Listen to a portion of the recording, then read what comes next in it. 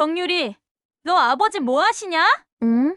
그냥 해외에 계셔. 언제부터? 어디서 뭐 하시는데? 오래됐어. 잘 모르겠어. 서울 양천구의 한 고등학교 교실. 점심시간이 되자 급식실로 향하는 아이들 사이에서 정유리는 또다시 같은 질문을 받았습니다. 17살 소녀에게는 너무나 익숙한, 그러면서도 여전히 답하기 어려운 질문이었죠. 유리는 가방을 메고 교실을 빠져나왔습니다. 복도 끝 계단에 앉아 도시락을 펼치며 혼자 중얼거렸습니다. 아버지라, 그런 게 있긴 한 건가? 유리는 미국에서 태어났지만 갓난아기 때 한국으로 보내져 지금까지 외할머니와 단둘이 살아왔습니다.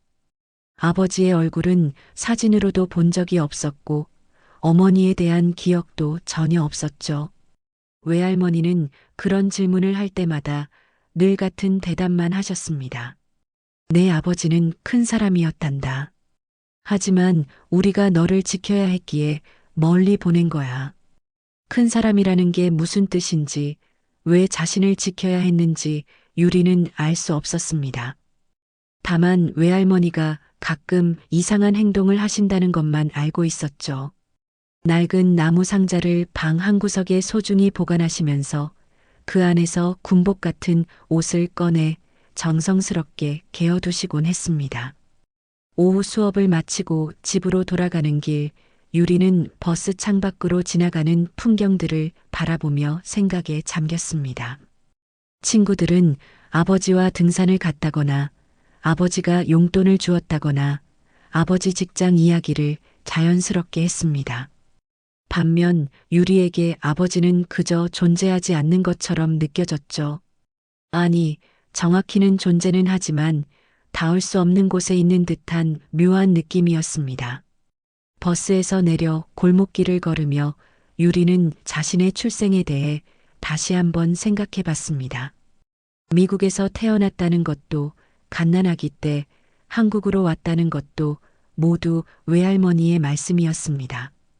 확실한 건 아무것도 없었죠.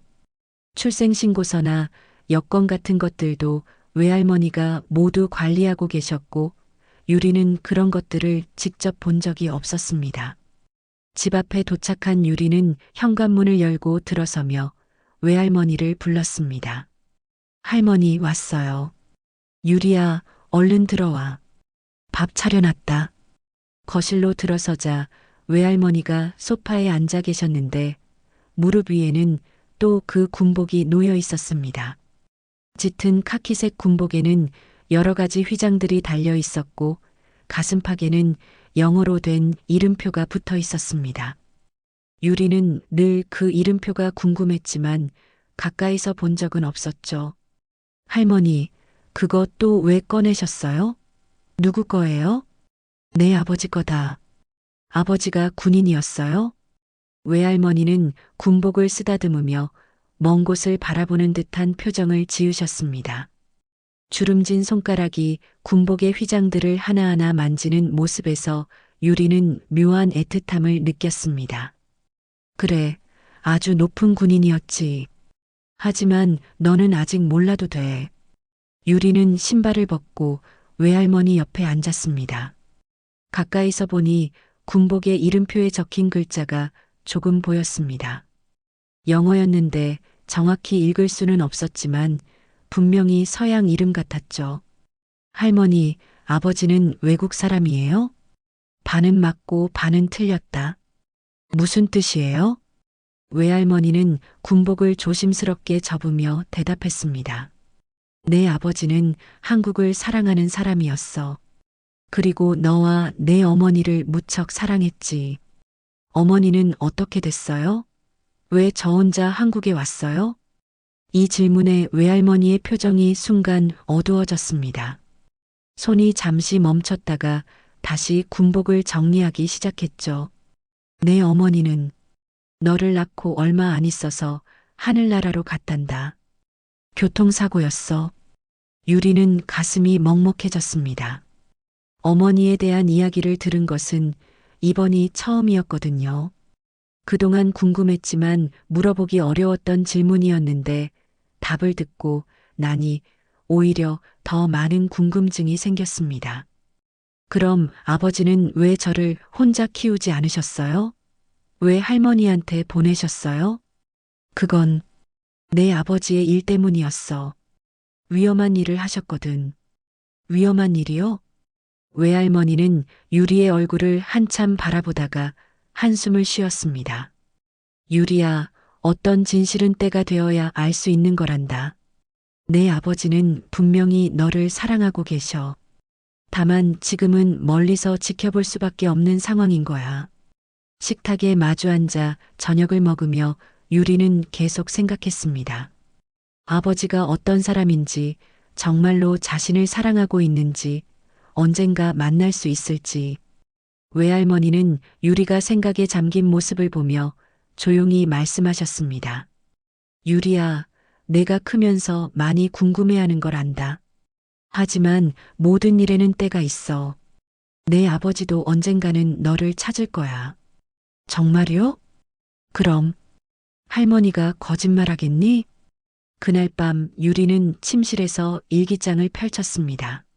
매일 쓰는 건 아니었지만 뭔가 복잡한 생각이 들 때면 글로 정리하곤 했죠. 오늘도 또 아버지 이야기가 나왔다.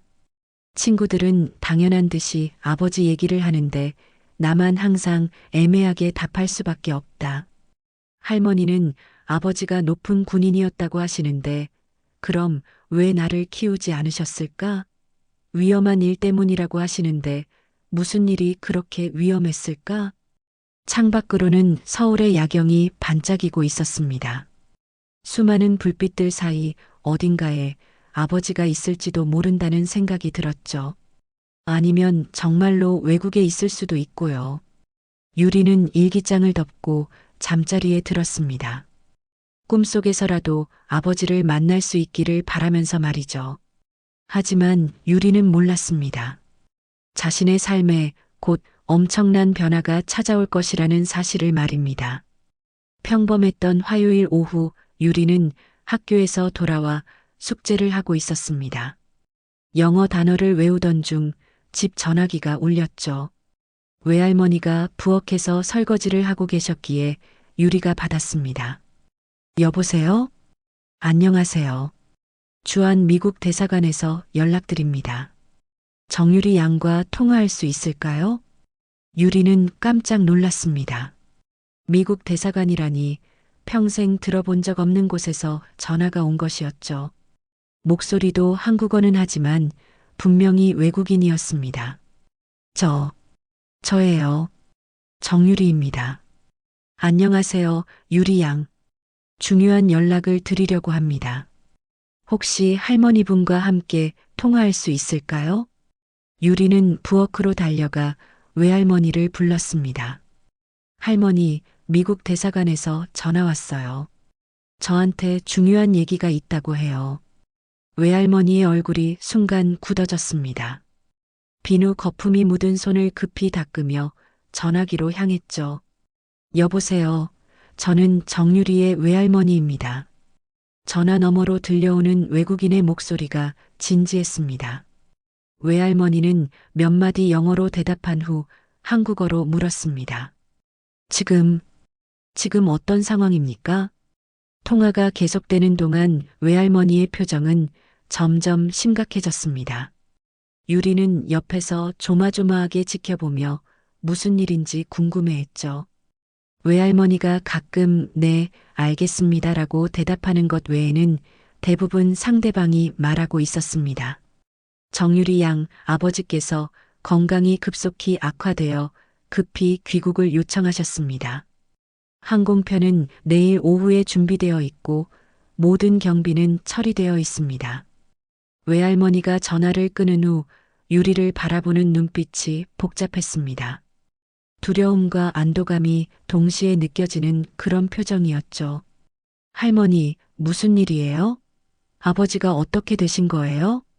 외할머니는 한참 동안 말없이 유리를 바라보다가 입을 열었습니다. 유리야, 내 아버지가 많이 아프시다고 한다. 이제 진실을 알 때가 온 것 같구나. 외할머니는 방으로 들어가시더니 평소에 소중히 간직하던 낡은 나무 상자를 가져오셨습니다. 유리는 그 상자를 본 것이 처음은 아니었지만 안을 들여다본 적은 없었죠. 이제 내가 알아야 할 때가 됐다. 외할머니는 떨리는 손으로 상자의 자물쇠를 열었습니다. 상자 안에는 유리가 상상도 못했던 것들이 들어 있었죠. 반짝이는 금속 휘장들, 오래된 사진들, 그리고 공식적인 문서들이 정성스럽게 보관되어 있었습니다. 제일 위에 있던 것은 미군 장성 계급장이었습니다. 별이 3개나 달린 휘장을 보고 유리는 숨이 막혔죠. 외할머니가 그것을 조심스럽게 들어올리며 말씀하셨습니다. 내 아버지는 미군 중장이었어. 한국에서 아주 중요한 일을 맡고 계셨지. 그 다음에 나온 것은 아버지의 신분증이었습니다. 사진 속의 남자는 날카로운 눈빛과 굳은 표정을 하고 있었는데 어딘지 유리와 닮은 구석이 있었죠. 이름란에는 영어로 된 이름이 적혀 있었고 그 밑에는 주한미군 사령관이라는 직함이 한국어로 번역되어 적혀 있었습니다. 사령관이요? 그럼 아버지가 한국에 계셨던 거예요? 그래, 내가 태어날 무렵 한국에서 근무하고 계셨어. 내 어머니를 만난 것도 그때였고, 상자에서 나온 오래된 군복 사진을 보니 아버지의 모습이 더 선명하게 보였습니다. 젊은 시절의 모습이었지만 카리스마 있는 얼굴이 인상적이었죠. 유리는 사진을 들여다보며 복잡한 감정에 휩싸였습니다. 할머니, 그럼 제가 미국으로 가야 하는 거예요? 그래야 할 것 같구나. 내 아버지가 너를 찾고 계시는데 건강이 좋지 않다니. 외할머니의 목소리에 걱정이 가득했습니다. 오랫동안 감춰왔던 비밀이 드러나는 순간이었지만 동시에 이별을 앞둔 슬픔도 느껴졌죠. 그날 밤 유리는 잠을 이룰 수 없었습니다. 갑작스럽게 알게 된 아버지의 정체, 내일 떠나야 하는 미국행, 그리고 평생 함께 살아온 외할머니와의 이별까지. 머릿속이 복잡했죠. 새벽까지 뒤척이다가 겨우 잠이 들었는데 아침에 일어나 보니 외할머니가 이미 여행 준비를 다 해놓으셨더군요. 작은 여행 가방 하나에 필요한 옷들과 중요한 서류들이 정리되어 있었습니다. 할머니, 이렇게 갑자기 떠나도 되는 건가요? 괜찮다. 학교는 내가 연락해놨고 내 아버지를 만나는 게 지금은 더 중요해. 공항까지 가는 택시 안에서 유리는 창밖 풍경을 바라보며 생각했습니다. 지금까지 살아온 모든 것들이 꿈처럼 느껴졌죠. 평범한 고등학생이었던 자신이 갑자기 미군 사령관의 딸이 되어 미국으로 떠나게 될 줄이야. 인천공항에 도착하자 미국 대사관 직원이 나와 있었습니다. 모든 수속이 미리 처리되어 있어서 출국 절차는 생각보다 간단했죠. 외할머니와 작별 인사를 나눌 때가 되자 유리의 눈에 눈물이 고였습니다. 할머니, 저 다시 돌아올 수 있죠? 물론이야. 내가 한국 사람인 걸 잊으면 안 돼. 아버지를 만나고 오거라. 비행기에 오르며 유리는 가슴이 두근거렸습니다. 17년 만에 아버지를 만나게 되는 것이었죠. 창가 자리에 앉아 이륙하는 비행기에서 내려다본 한국 땅이 점점 작아지는 모습을 보며 유리는 새로운 세상으로 향하고 있다는 것을 실감했습니다. 12시간의 긴 비행 끝에 로스앤젤레스 국제공항에 도착한 유리는 피로에 지쳐 있었습니다. 창밖으로 보이는 미국 땅이 낯설기만 했죠. 비행기에서 내려 입국 심사대로 향하는 길, 유리의 마음은 복잡했습니다. 곧 아버지를 만나게 된다는 설렘과 동시에 과연 잘할 수 있을까 하는 걱정이 교차했거든요. 입국 심사대 앞에는 긴 줄이 서 있었습니다. 유리는 여권과 필요한 서류들을 손에 꼭 쥐고 기다렸죠. 주변에서 들리는 영어 대화들이 빠르게 오가는 것을 들으며 갑자기 두려움이 몰려왔습니다. 학교에서 배운 영어와 실제 현실은 너무 달랐거든요. 드디어 유리의 차례가 되었습니다. 입국 심사관은 중년의 백인 남성이었는데 무표정한 얼굴로 유리의 여권을 받아들었죠. 목적이 뭔가요? 아버지. 만나러. 유리는 떨리는 목소리로 대답했습니다. 영어 발음도 어색했고 문장도 제대로 만들어지지 않았죠. 심사관은 눈썹을 찌푸리며 다시 물었습니다. 아버지가 어디 계신가요? 주소가 어떻게 되죠? 병원에. 아픈 상태예요. 유리의 영어 실력으로는 복잡한 상황을 설명하기 어려웠습니다. 아버지가 의식불명 상태라는 것도 갑작스럽게 연락이 와서 급히 온 것도 제대로 전달할 수 없었죠. 심사관의 표정이 점점 의심스러워졌습니다. 혼자 왔나요? 가족은? 할머니. 한국에서 혼자 왔다고요? 미성년자가? 심사관은 동료에게 뭔가 신호를 보냈습니다. 옆에 있던 여성 직원이 다가와서 유리를 바라보며 말했죠. 잠깐 이쪽으로 오시겠어요? 몇 가지 확인할 게 있어서요. 유리는 가슴이 두근거렸습니다. 뭔가 잘못되고 있다는 느낌이 들었거든요. 별도 조사실로 향하는 길에 유리는 가방에서 외할머니가 챙겨주신 서류들을 꺼내려고 했습니다. 저기요, 서류가 있어요. 일단 안으로 들어가서 차근차근 이야기해 봅시다. 작은 방에 들어가자 여성 직원이 의자를 권하며 앉았습니다. 형광등 불빛 아래에서 유리의 얼굴은 창백해 보였죠.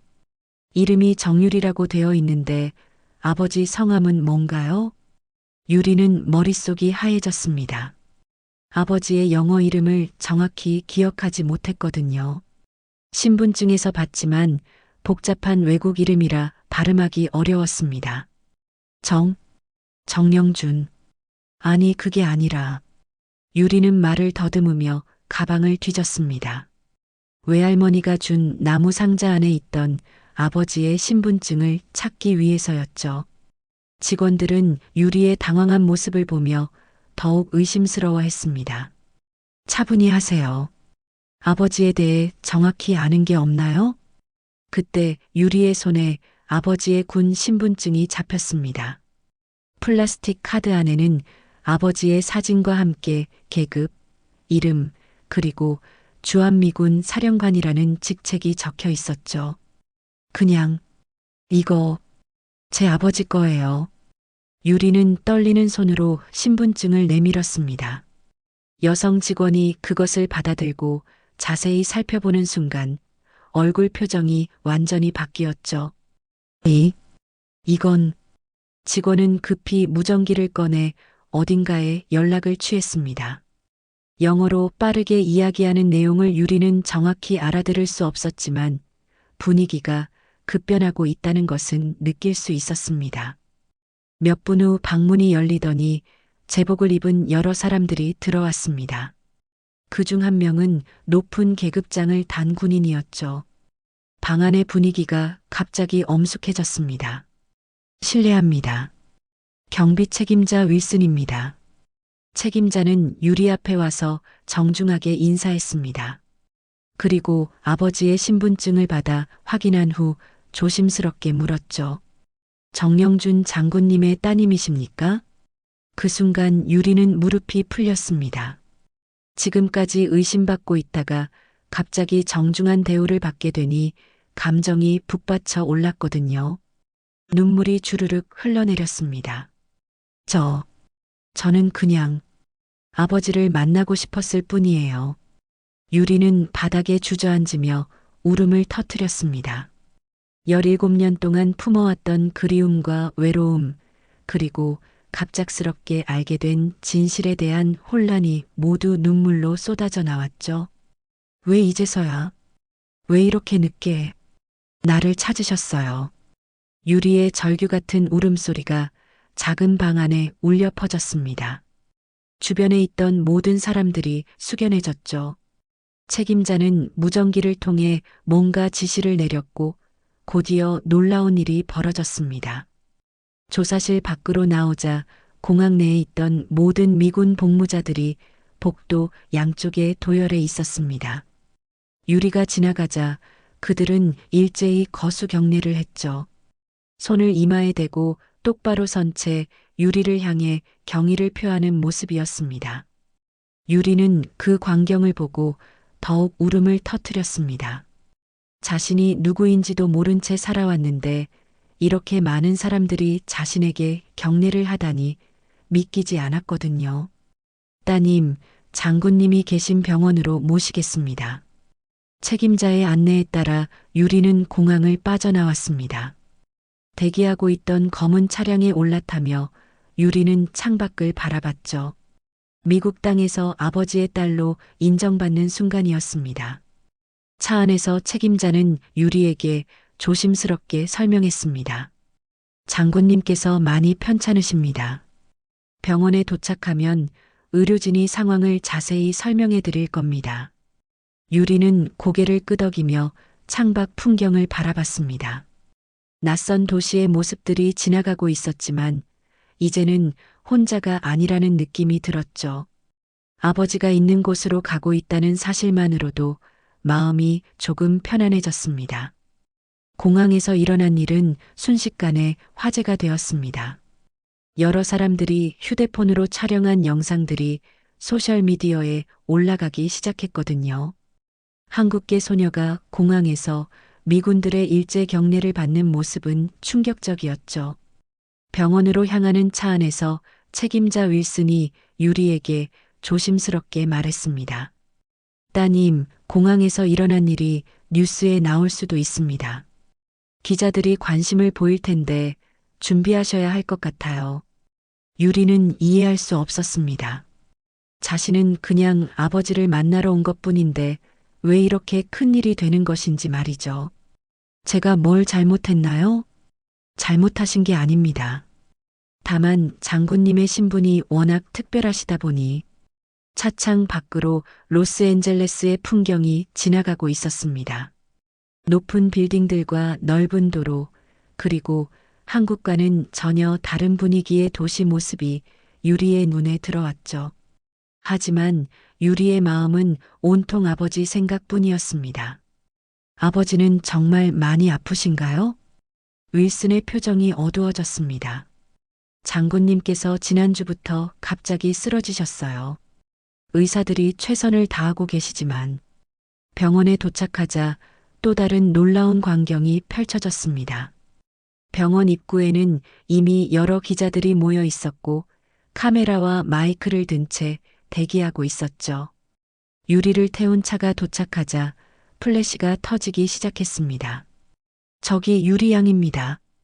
주한미군 사령관의 숨겨진 딸이 17년 만에 나타났다. 한국에서 자란 미군 장군의 딸, 아버지 임종 앞두고 극적 상봉. 기자들의 외침소리가 차 안까지 들려왔습니다. 유리는 무서워서 몸을 움츠렸죠. 괜찮습니다.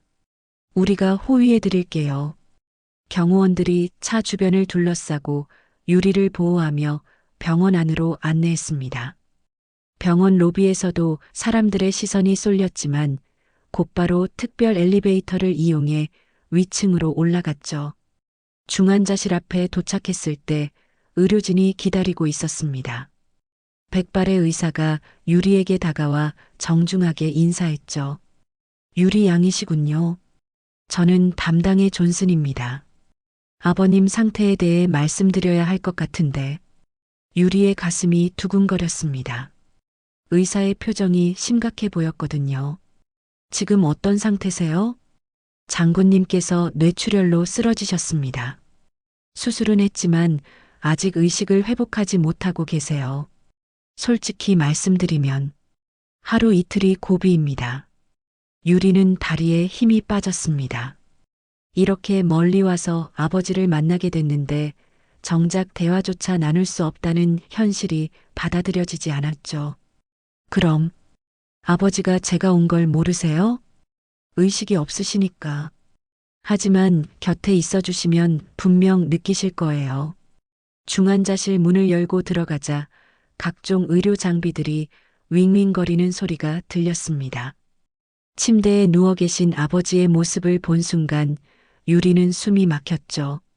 사진에서 봤던 카리스마 넘치는 모습은 온데간데 없고 창백하고 야윈 얼굴로 산소 마스크를 쓰고 계셨습니다.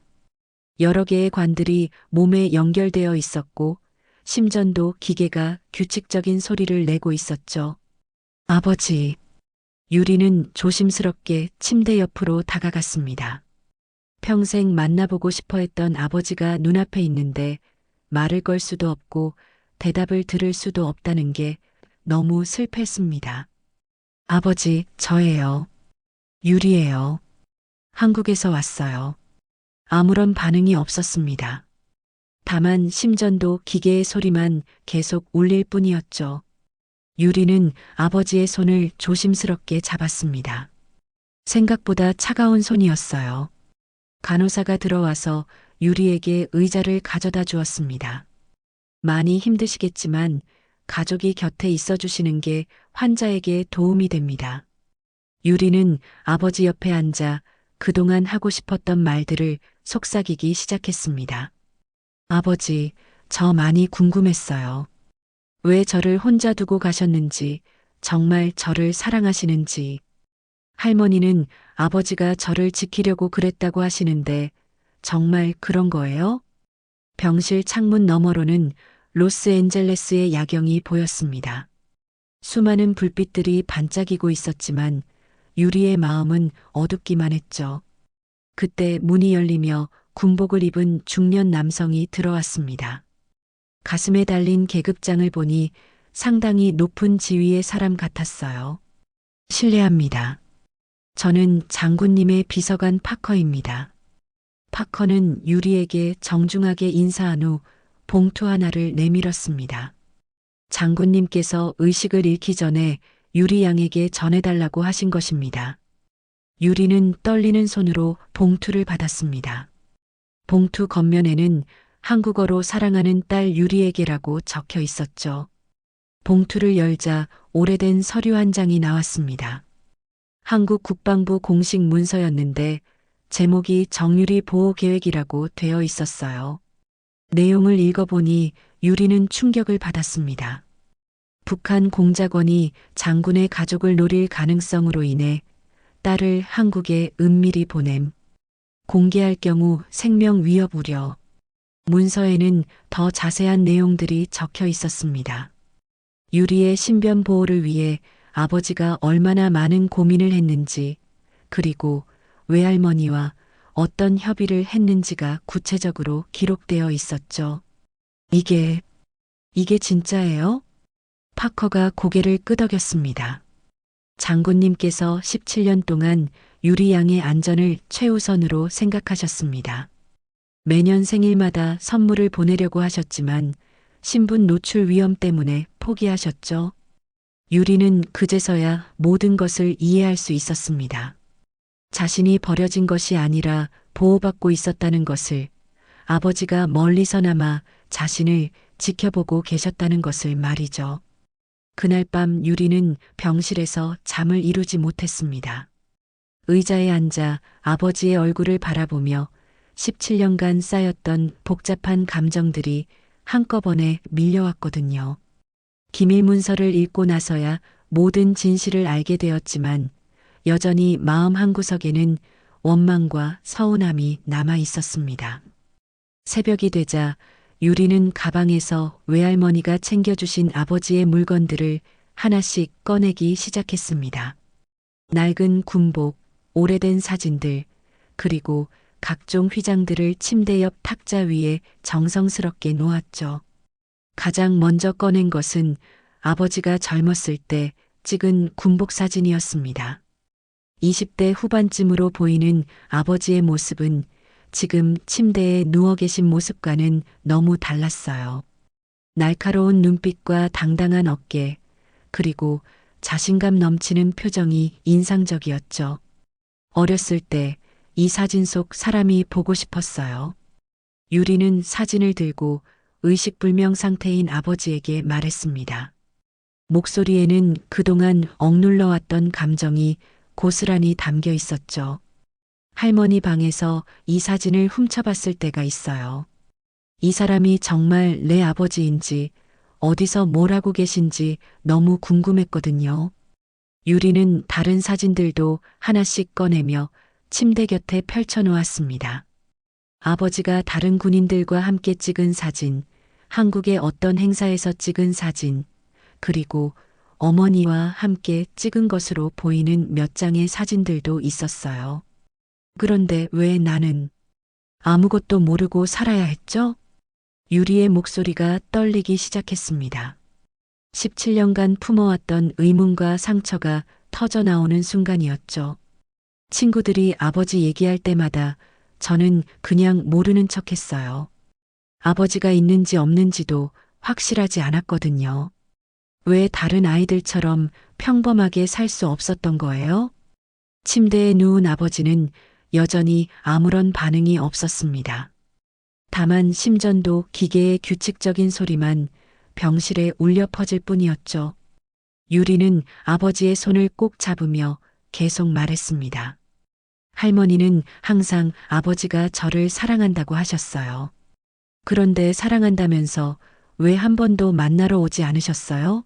생일날에도, 입학식 때도, 제가 아플 때도. 유리의 눈에서 눈물이 흘러내렸습니다. 어린 시절부터 느꼈던 공허함과 외로움이 모두 쏟아져 나오는 것 같았어요. 5살 때 유치원에서 아버지 참관 수업이 있었는데 저만 할머니가 오셨어요. 그때 정말 창피했거든요. 왜 우리 아빠는 안 오냐고 울면서 집에 왔는데 할머니가 울고 계시더라고요. 유리는 어린 시절의 기억들을 하나씩 떠올리며 아버지에게 털어놓았습니다. 아버지의 날이 되면 카드를 만들어야 하는데 보낼 곳을 몰라서 당황했던 일, 반 친구들이 아버지 직업을 물어볼 때마다 얼버무렸던 일들을 말이죠. 중학교 때는 정말 화가 났어요. 왜 저만 아버지가 없는 건지, 제가 뭘 잘못했는지. 할머니한테 소리 지른 적도 있거든요. 그때 문이 열리며 간호사가 들어왔습니다.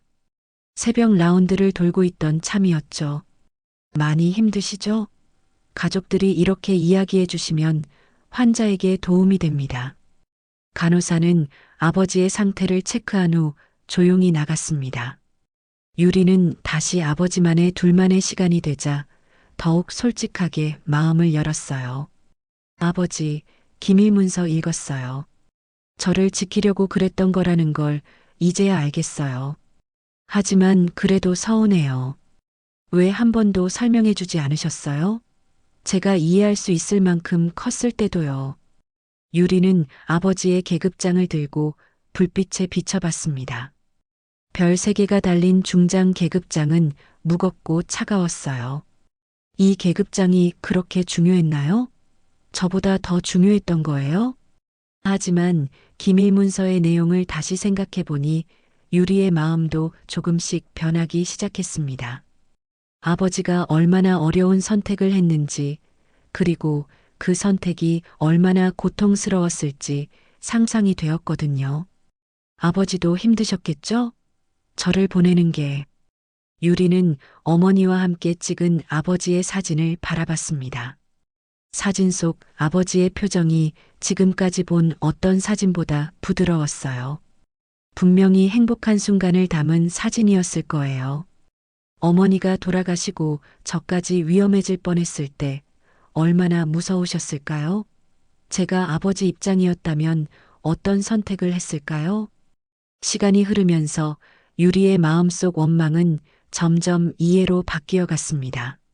아버지가 자신을 버린 것이 아니라 지키려고 했다는 사실을, 그리고 그 과정에서 아버지도 많은 것을 포기해야 했다는 사실을 받아들이게 되었죠. 아버지, 이제 알겠어요. 군인의 숙명이라는 게 뭔지, 개인적인 감정보다 더 큰 책임을 져야 한다는 게 어떤 건지. 유리는 아버지의 손을 두 손으로 감싸며 속삭였습니다. 미안해요. 그동안 원망했던 거, 아버지도 저만큼 힘드셨을 텐데. 새벽 하늘이 점점 밝아오고 있었습니다. 병실 창문 너머로 보이는 로스앤젤레스의 풍경도 조금씩 선명해지고 있었죠. 유리는 아버지 곁에서 17년 만에 처음으로 마음의 평화를 느꼈습니다. 그때 아버지의 손가락이 미세하게 움직이는 것을 유리가 느꼈습니다. 아버지, 아버지, 저 느끼세요? 유리는 심장이 두근거렸습니다. 아버지의 손가락이 분명히 움직인 것 같았거든요. 혹시나 해서 간호사 콜벨을 눌렀습니다. 곧 간호사가 달려와서 아버지의 상태를 확인하기 시작했죠. 의사 선생님을 부르겠습니다. 뭔가 변화가 있는 것 같아요.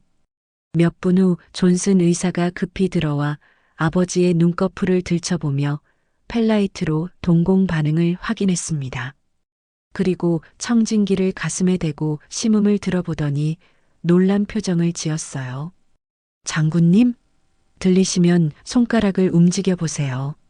그때 아버지의 손가락이 다시 한번 움직였습니다. 이번에는 모든 사람이 볼 수 있을 정도로 분명했죠. 의사는 급히 다른 의료진들을 불렀습니다. 의식이 돌아오고 있습니다. 준비하세요. 병실이 갑자기 분주해졌습니다. 여러 의료진들이 들어와 각종 검사를 시작했고 유리는 한쪽 구석으로 밀려났죠. 하지만 눈을 떼지 못하고 아버지를 지켜봤습니다. 약 30분 후 아버지의 눈꺼풀이 천천히 열렸습니다. 처음에는 초점이 없었지만 점차 또렷해지더니 유리를 바라봤어요. 그 순간 유리는 숨이 멎는 듯 했습니다. 유리. 아버지의 입술이 미세하게 움직이며 유리의 이름을 불렀습니다.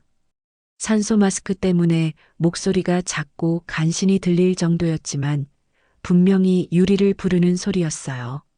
아버지, 아버지, 저예요. 유리는 눈물을 흘리며 아버지 곁으로 달려갔습니다. 아버지는 힘겹게 손을 들어 유리의 얼굴을 만지려고 했죠. 많이 컸구나. 네, 17이에요. 고등학생이에요. 미안하다. 유리야. 아버지의 목소리에는 17년간 쌓인 죄책감과 그리움이 모두 담겨 있었습니다. 유리는 아버지의 손을 꼭 잡으며 대답했어요. 괜찮아요. 이제 다 알아요. 저를 지키려고 그러신 거죠? 아버지는 고개를 끄덕였습니다. 그리고 힘겹게 말을 이어갔죠. 할머니, 잘 계시니? 네, 걱정하지 마세요. 제가 잘 모시고 있어요. 아버지의 눈에서 눈물이 흘러나왔습니다. 딸을 17년 만에 만나는 감격과 그동안의 후회가 뒤섞인 눈물이었어요. 아빠가 너무 늦었구나. 아니에요. 지금이라도 만날 수 있어서 정말 다행이에요. 두 사람은 서로를 바라보며 말없이 눈물을 흘렸습니다. 17년간 그리워했던 부녀의 만남이었죠. 병실은 숙연한 분위기에 휩싸였고 의료진들도 조용히 지켜봤습니다. 유리야, 아빠 이야기 들려줄게. 아버지는 천천히 숨을 고르며 말하기 시작했습니다. 너를 한국에 보낸 건 정말 어려운 결정이었어. 매일 밤 너 생각에 잠을 못 잤단다. 아버지, 북한에서 나를 노리고 있었거든. 너까지 위험해질 수 있었어. 그래서 할머니와 의논해서. 아버지는 말하다가 숨이 가빠져서 잠시 멈췄습니다. 의사가 다가와 산소량을 조절했죠.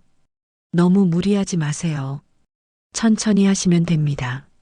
하지만 아버지는 유리에게 하고 싶은 말이 너무 많았습니다. 유리야, 너 때문에 아빠는 매일 힘을 낼 수 있었어. 내가 건강하게 자라고 있다는 소식을 들을 때마다. 그때 갑자기 심전도 기계에서 경고음이 울리기 시작했습니다. 아버지의 심박수가 불규칙해지고 있었어요. 장군님, 심장에 무리가 가고 있습니다. 의료진들이 급히 달려들었습니다. 아버지와의 대화가 너무 격했던 것 같았어요. 유리는 무서워서 뒤로 물러섰죠. 유리야, 아빠가 사랑한다. 아버지는 의식을 잃어가면서도 유리에게 마지막 말을 남기려고 했습니다.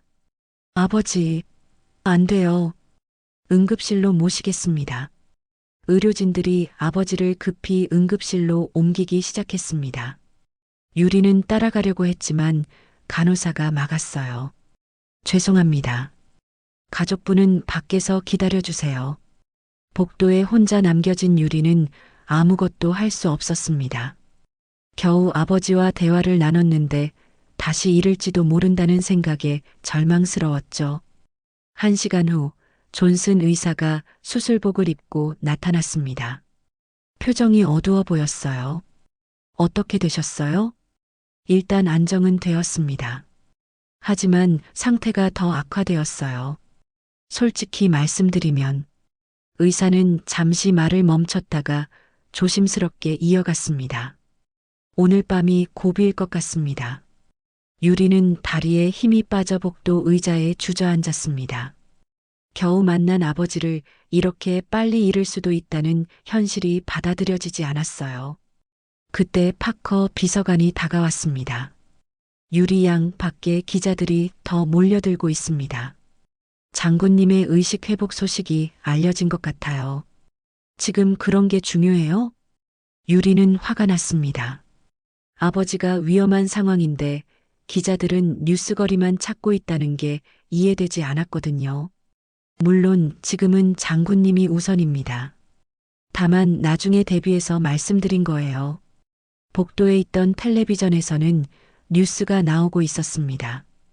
유리와 아버지의 상봉 소식이 톱뉴스로 다뤄지고 있었죠. 주한미군 사령관과 딸의 극적 상봉. 17년 만에 만난 부녀. 감동의 재회 뒤 다시 위기. 정영준 장군 상태 악화. 유리는 텔레비전을 끄고 다시 아버지가 있는 중환자실로 돌아갔습니다. 창문 너머로 아버지의 모습이 보였지만 들어갈 수는 없었어요. 아버지, 힘내세요. 제가 여기 있어요. 유리는 유리창에 손을 대고 간절히 기도했습니다. 17년 만에 만난 아버지를 이렇게 보낼 수는 없었거든요. 그날 밤 유리는 병원 복도에서 밤을 새웠습니다. 중환자실 앞 의자에서 1시간마다 아버지의 상태를 확인하며 잠시도 눈을 붙이지 못했거든요. 새벽 3시쯤 간호사가 나와서 유리에게 조심스럽게 말했습니다. 유리 양 장군님께서 다시 의식을 찾으셨어요. 하지만 상태가 여전히 불안정하니 5분 정도만 면회 가능합니다. 유리는 급히 일어나 중환자실로 들어갔습니다. 아버지는 산소 마스크를 쓰고 있었지만 눈은 또렷했어요. 유리를 보자 힘겹게 손을 들어 손짓했습니다. 유리야, 와서. 유리는 아버지 곁으로 다가가 손을 잡았습니다. 아버지의 손은 차갑고 힘이 없었지만 유리의 손을 꼭 쥐고 있었어요. 아버지, 괜찮으세요? 아빠가 너에게 말해줄 게 있어. 아버지는 숨을 고르며 천천히 말했습니다. 아빠의 책상 서랍에 너를 위한 편지들이 있어. 17년 동안 매년 생일마다 썼던 거야. 편지요? 보내지 못한 편지들. 파커가 갖고 있을 거야. 아버지는 말하다가 기침을 했습니다. 유리는 등을 살짝 두드려주며 기다렸죠. 유리야, 아빠가 못다한 말 다 적어놨어. 내가 읽어봤으면 좋겠어. 지금 그런 얘기하지 마세요. 아버지가 직접 말해주시면 되잖아요. 하지만 아버지의 표정은 심각했습니다. 자신의 상태를 누구보다 잘 알고 있는 듯 했어요. 유리야, 아빠는 군인이야. 언제든 떠날 준비가 되어 있어야 하는. 싫어요. 그런 소리 하지 마세요. 유리는 눈물을 흘리며 아버지의 말을 가로막았습니다. 겨우 만난 아버지가 작별을 준비하는 것 같아 견딜 수 없었거든요. 유리야, 울지 마. 아빠가 가장 자랑스러워하는 건 너야. 그때 심전도 기계에서 경고음이 다시 울리기 시작했습니다. 간호사가 급히 들어와 유리에게 나가달라고 했죠. 죄송합니다. 장군님이 흥분하시면 안 됩니다. 유리는 어쩔 수 없이 병실을 나왔습니다. 복도에서 파커 비서관이 기다리고 있었어요. 유리 양 장군님께서 말씀하신 편지들입니다. 파커는 두꺼운 봉투를 내밀었습니다.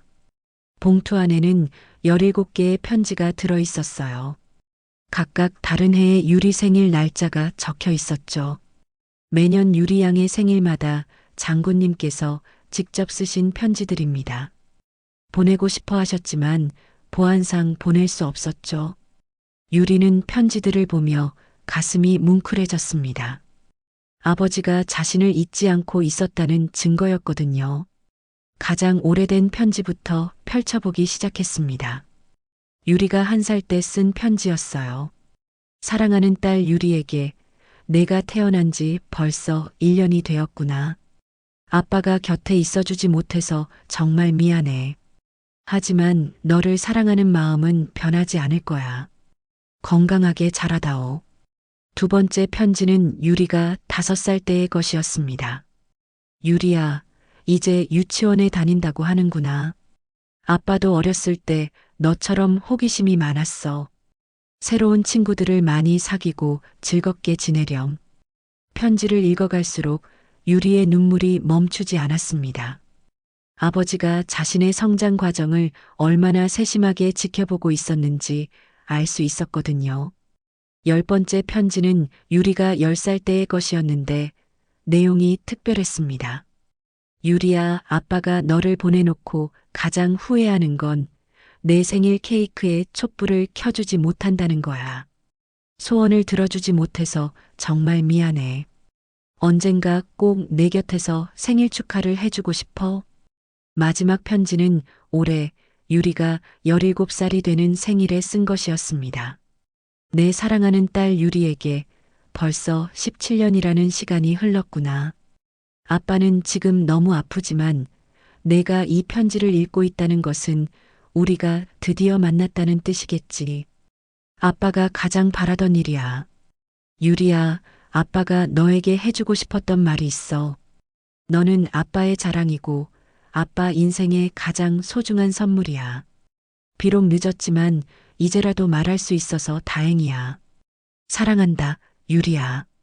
편지를 다 읽고 나니 유리의 마음이 한결 편해졌습니다. 아버지가 진심으로 자신을 사랑하고 있었다는 것을 확신할 수 있었거든요. 그때 병원 밖에서 소음이 들리기 시작했습니다. 창문 밖을 내려다보니 수십 명의 기자들과 시민들이 몰려와 있었어요. 핸드폰으로 촬영하는 사람들도 많았죠. 정유리 양을 보여주세요. 장군님의 상태는 어떻습니까? 17년 만에 상봉 소감을 들려주세요. 파커가 유리에게 다가와 말했습니다. 유리 양, 기자회견을 해야 할 것 같습니다. 너무 관심이 커져서 병원 운영에 지장이 생기고 있어요. 제가 뭘 말해야 하죠? 진실을 말하시면 됩니다. 아버님에 대한 사랑과 존경을. 유리는 잠깐 고민했습니다. 17년 동안 숨어 살았는데 갑자기 많은 사람들 앞에 나서야 한다는 게 두려웠거든요. 하지만 아버지를 위해서는 용기를 내야 한다고 생각했습니다. 알겠어요. 하겠습니다. 유리는 편지들을 가슴에 꼭 안고 기자회견장으로 향했습니다. 17년간의 침묵을 깨고 세상에 자신의 이야기를 들려줄 준비가 되었거든요. 병원 1층 로비에 마련된 기자회견장에는 수십 개의 카메라와 마이크가 설치되어 있었습니다. 유리가 단상에 올라서자 플래시가 터지기 시작했죠. 17년간 숨어 살던 소녀가 처음으로 세상 앞에 모습을 드러내는 순간이었습니다. 안녕하세요. 정유리입니다. 유리의 목소리는 떨렸지만 마이크를 통해 명확하게 전해졌습니다. 기자회견장은 조용해졌고 모든 사람들이 유리의 말에 집중했어요. 저는 17년 동안 아버지 정영준 장군님을 만나지 못했습니다. 어렸을 때는 왜 아버지가 곁에 없는지 이해할 수 없었어요. 하지만 이제야 알겠어요. 아버지가 저를 지키기 위해 얼마나 큰 희생을 하셨는지를요. 기자 중 한 명이 질문했습니다. 17년 동안 아버지 없이 자라면서 가장 힘들었던 순간은 언제였나요? 초등학교 때 아버지 참관 수업이 있었는데 저만 할머니가 오셨어요. 친구들이 너는 왜 아빠가 없냐고 물어봤는데 대답할 수가 없었거든요. 그때는 아버지를 원망했어요. 유리는 눈물을 닦으며 계속했습니다. 하지만 어제 아버지께서 17년 동안 매년 제 생일마다 쓰신 편지들을 발견했어요. 유리는 가슴에 안고 있던 편지 뭉치를 들어 보였습니다. 이 편지들을 읽고 나서야 깨달았어요. 아버지도 저만큼 힘드셨다는 걸요. 아버지는 주한미군 사령관으로서 책임을 지셔야 했고 그 과정에서 가장 소중한 딸과 떨어져 있어야 했던 거예요. 아버지에 대한 원망은 없나요? 이제는 없어요. 대신 존경해요. 개인적인 행복보다 더 큰 사명을 위해 희생하신 분이니까요. 그리고 무엇보다 저를 진심으로 사랑하신다는 걸 알았거든요. 기자회견이 진행되는 동안 병원 위층에서는 아버지가 텔레비전으로 유리의 모습을 지켜보고 있었습니다. 의료진이 특별히 허락해준 시간이었죠. 아버지는 유리가 자신을 이해한다고 말하는 모습을 보며 눈물을 흘렸습니다. 17년간 가슴에 품고 살았던 죄책감이 눈물과 함께 사라지는 느낌이었어요. 제 딸이 저렇게 훌륭하게 자랐네요. 기자회견이 끝나자 유리는 급히 아버지 병실로 향했습니다. 복도를 뛰어가는 유리를 본 의료진들이 미소를 지었죠. 아버지, 유리야, 정말 자랑스럽다. 아버지는 유리의 손을 꼭 잡으며 말했습니다. 내가 그렇게 당당하게 말하는 걸 보니 아빠가 더 이상 걱정하지 않아도 되겠구나. 아버지, 이제 같이 지내요. 더 이상 떨어져 있지 말아요. 아버지는 미소를 지으며 고개를 끄덕였습니다. 그래, 이제 아빠가 너 곁에 있을게. 17년 동안 못해준 아빠 역할을 다 해줄 거야. 그 순간 놀라운 일이 일어났습니다. 심전도 기계의 소리가 점점 안정적으로 바뀌고 있었어요. 아버지의 혈압과 맥박이 정상 범위로 돌아오고 있었죠. 존슨 의사가 급히 들어와 아버지의 상태를 확인했습니다. 믿을 수 없네요. 스트레스가 줄어들면서 몸의 회복력이 급격히 좋아지고 있습니다. 가족과의 화해가 최고의 치료가 되었네요. 2주 후 아버지는 기적적으로 완전히 회복되었습니다. 퇴원하는 날 병원 앞에는 또다시 많은 사람들이 모였지만 이번에는 모두 축하와 응원의 메시지를 들고 있었어요. 유리야, 이제 한국에 가자. 할머니께 인사드려야지. 정말요? 같이요? 물론이지. 17년 동안 너를 키워주신 할머니께 제대로 감사 인사를 드려야 해. 인천공항에 도착했을 때 외할머니가 기다리고 계셨습니다. 17년 만에 사위와 재회하는 순간이었죠. 어머님 죄송합니다. 그리고 정말 감사합니다. 아버지는 외할머니 앞에서 깊게 허리를 숙였습니다. 외할머니는 눈물을 흘리며 아버지의 손을 잡았어요. 고생 많으셨어요. 세 사람은 서로를 끌어안으며 오랫동안 울었습니다. 17년간 떨어져 있던 가족이 다시 하나가 되는 순간이었죠. 그날 저녁 할머니 집 마당에서 유리의 18번째 생일 파티가 열렸습니다. 아버지가 직접 케이크를 준비하고 촛불을 켜주었어요. 소원을 빌어봐, 유리야. 유리는 눈을 감고 간절히 소원을 빌었습니다. 그리고 촛불을 후하고 불었죠. 무슨 소원을 빌었어? 비밀이에요.